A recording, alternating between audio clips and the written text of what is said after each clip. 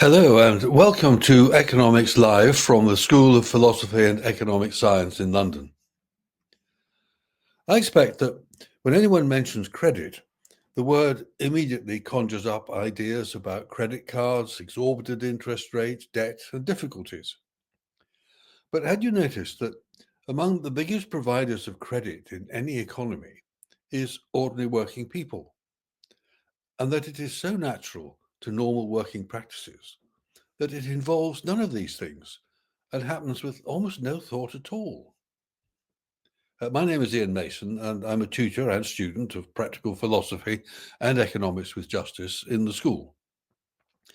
One of the distinctive things about the school is that we take a great deal of advice and guidance from two leading contemporary authorities in Indian philosophy called Shankaracharyas.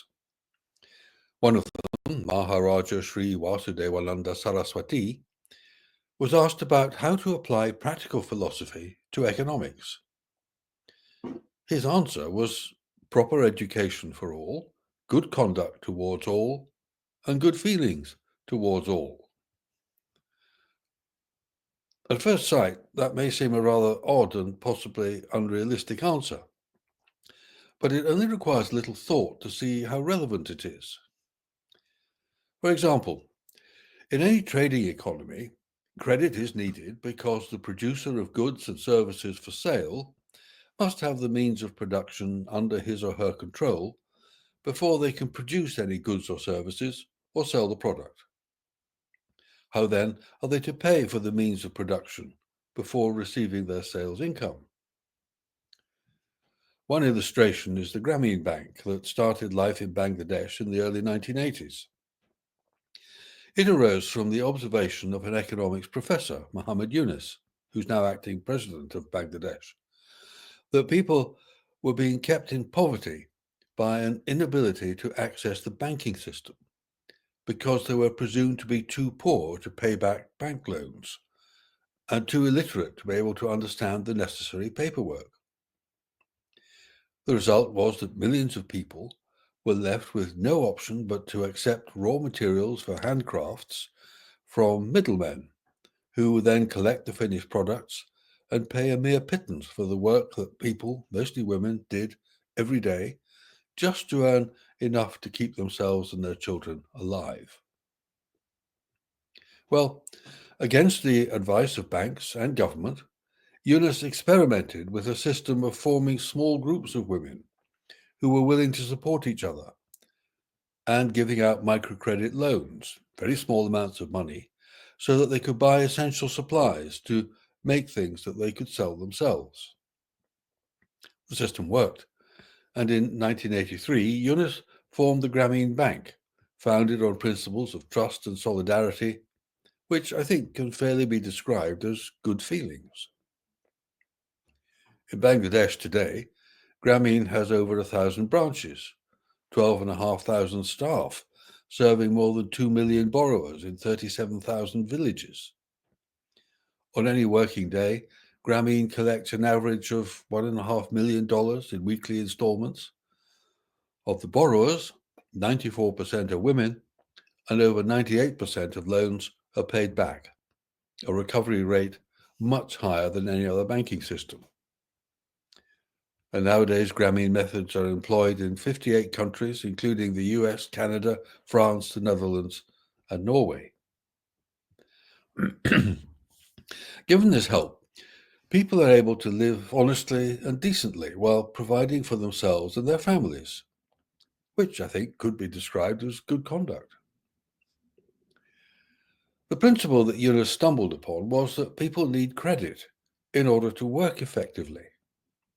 In other words, they need to be trusted, and they need an economic system that can be trusted. This is how ordinary working people come to be such huge providers of credit. Very few are paid in advance. Many will work for a day or a week or even a month, producing things for other people, their employers, in complete confidence that they will be paid as agreed.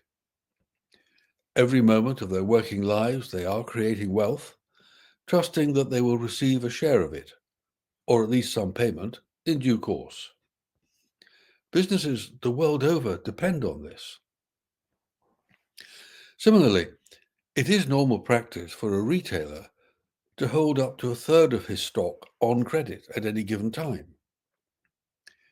With a turnover, for example, of £5 million and stock worth perhaps £600,000, this has a value of over £200,000 in real terms at any one time. No interest is paid on that credit. In a well-functioning economy, that credit is passed from company to company and person to person without effort, to everybody's benefit. It all depends on trust and good feelings. In the same way, wholesalers routinely provide goods on the basis that payment will not be required for a period of time, often 30 days, thus allowing time for sales proceeds to be collected before the debt falls due. There's an important point here.